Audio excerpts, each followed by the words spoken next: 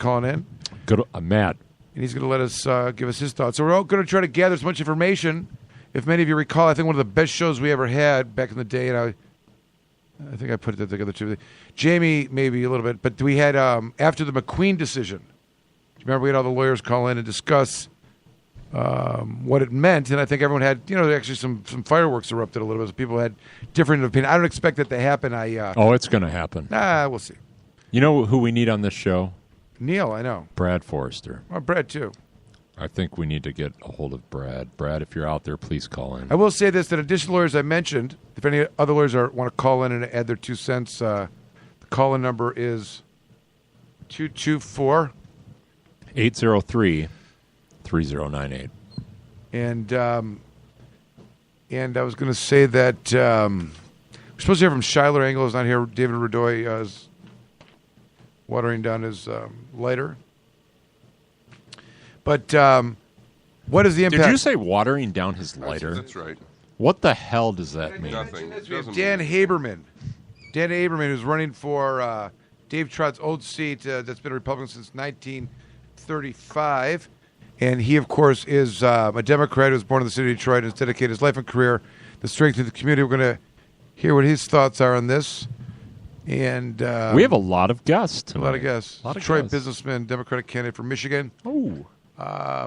Boom. It's going to be action-packed tonight. Current events with... It's going to be good. Who? Josh? With Josh Colton, yeah. Current events? Okay. Esquire. Oh, him. Okay, I get it. Right. And then, okay. There's a couple other things, some other interesting news and topics that have been... I don't know. I think we can talk about anything else other than that. Alan, do you want to? Let's see. Let's get our. We've got to take a quick break before we go to the appellate update. We have to. No, with 8:30 is the time of the call-in. That's why I think it's going to be fine. Just let's break. 3-minute quick song, straight to Alan. Call in. Another break. Boom. Shell. Programming. There's also that Supreme Court order, Michael, from on Jazz Hold. I can let Mary talk about Roquefort because the Supreme Court order on Jazz Hold is also important. Fine, we should. You're right. Absolutely talk about that. I'll tell you what, we'll take a quick break and we'll come back. You got 15 minutes to do it, maybe less. Still on the air. We'll see. All right. You're listening to Planet Green Trees. Sorry about that.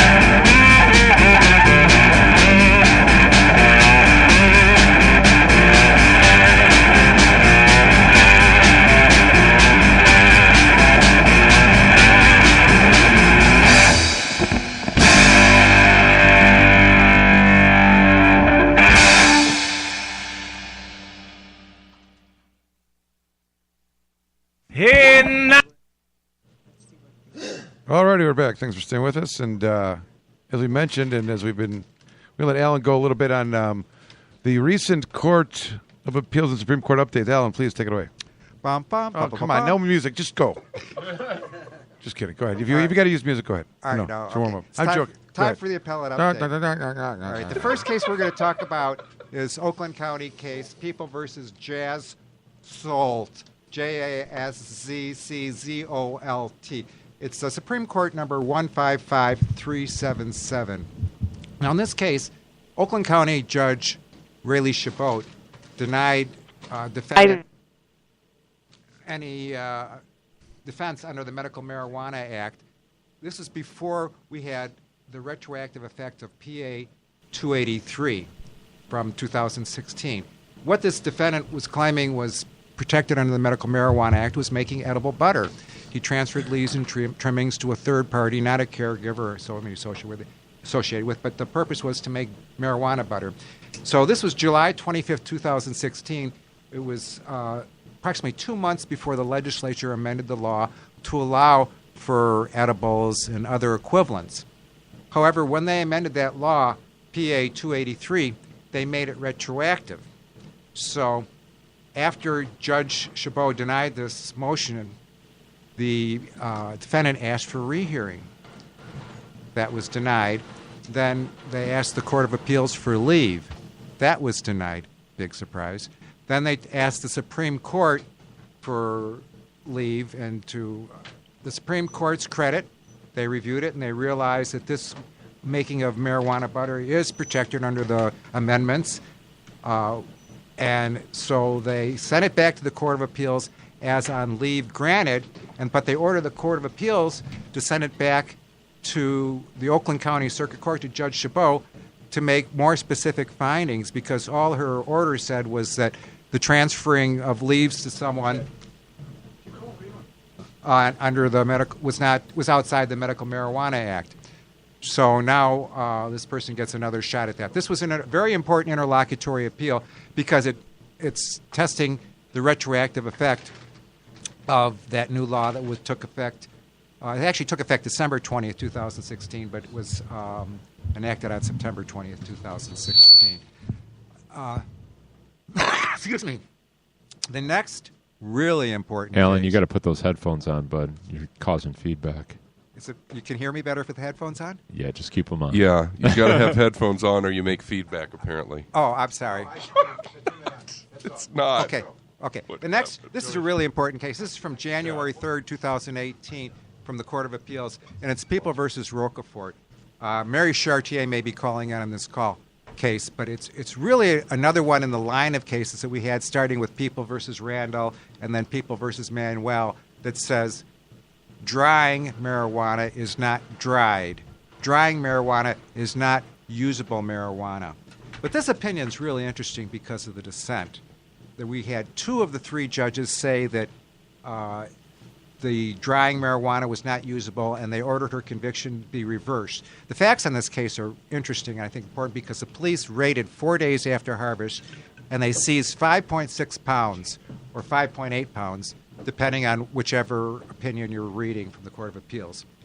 Anyway, the expert at trial testified that 4 days later that the cannabis was pretty much dried. And I'm quoting the opinion that he touched it with his hands and he crumbled it, very scientific, of course, and felt it was dried from the touch. And he said it was pretty much dried, but not completely dried. Anyway, the trial court held that it was usable marijuana, and she was convicted of possession with intent to deliver, and running a drug house, et cetera, and got 2 years probation. So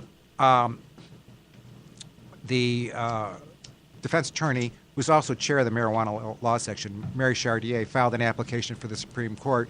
While that application, the Supreme Court, was pending, People versus Manuel came out, which is a published opinion from the Court of Appeals that again said drying is not dried marijuana. So the Supreme Court, in lieu of granting leave on this case, sent it back to the Court of Appeals for reconsideration under Manuel. And in this case, 2 of the 3 judges felt that because it was not dried, they reversed her conviction, remanded it back to the trial court with instructions to dismiss this case. So Miss Elaine Roquefort will now have a clear record. This will be off her record, even though she's already wasted time with probation. The problem with this case is Jane Markey's dissent. And she goes through 6 pages of single-page opinion to justify why this conviction should be affirmed on appeal. One thing that she criticizes is the new definition of medical marijuana that came out with the amendments to the Act of 2016 and the grammatical structure of the sentence that now says that usable marijuana is the dried leaves, comma, flowers, comma, extract, resin, etc., etc. She says because it doesn't say dried in front of flowers. She's wrong. So wrong. I know. Just grammatically wrong. I know. This is such a ridiculous dissent. I was tempted not to even report it, but it's there. It's written on plain paper, and it also quotes Carruthers, which is a masterpiece of grammar. Yeah, it also quotes. Indeed, it says that they shouldn't have followed Manuel because Carruthers was the first published opinion on point, which it wasn't because Carruthers. That's smoke. Can I be heard? Am I heard? It had nothing to do with I can't hear myself. plants. With drying you can or be dried. Heard. Go ahead, Michael. I mean, we have a Supreme Court return from the Carruthers case, which is still around. The Brownies case is still around. Yeah. And I said that to you, Ellen. Could you pick out where that was procedurally? Could you even get a beginning to understand where that case is at? The Carruthers. Yeah. The Supreme Court just denied leave on it September 27th when the people denied leave on your Section 8 motion. My Section 8? Yeah. No, wrong. Wrong. We won at the trial level. Yeah, on your Section 8. They appealed. Yeah, They lost the Court of Appeals. They lost at the Supreme Court. Yeah. They denied me the right to argue to them these new issues that they falsified the evidence in the Carruthers case and convicted him on something that wasn't synthetic evidence, and they said he can bring that up in the trial court. That's what they said. Yeah. But the Carruthers case, I'm telling you, is outrageous to rely upon. I do know that jurisdiction that we speak of tried to rely on that the same theory. It came out first, number one, and it addresses the same issue. Therefore, it controls. Yeah. The first published opinion. That's where the conflict rule works unless they convene a special conflicts panel. If it's not overruled by the legislature. Oh, look who here. The Federalist is here. Good. Yeah. Hey, Shiler, how are you? What happened? Is Is the your battery not in your... Just kidding.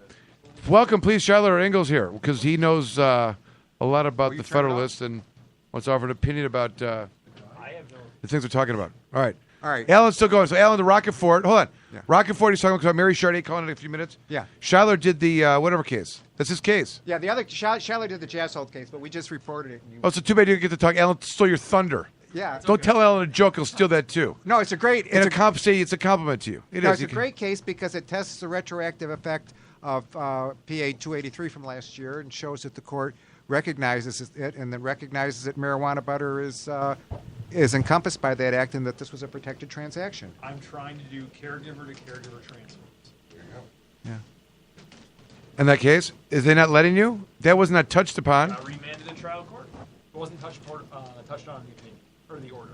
Nobody can hear you. But you were smiling at the time, which is rare for a nihilist and an existentialist. Go ahead. Okay. I'm trying. Right into there. I'm inevitably trying to get I still can't hear. caregiver to caregiver transfers respected, because there's the idea that you have to transfer to someone to turn this into butter. I mean, this is how our MMFLA operates. There's people transferring things. There's these THC infused products just don't happen all alone by yourself in a closet. There's caregivers that aren't allowed to possess plants. Explain that. What? No, it's an argument in your favor. Yeah. The point is, like, why would the state allow a caregiver that cannot possess plants to exist if they weren't able to get it from right? other caregivers? Exactly. Right, exactly. But our courts haven't respected that until, I hope, soon. So that's it.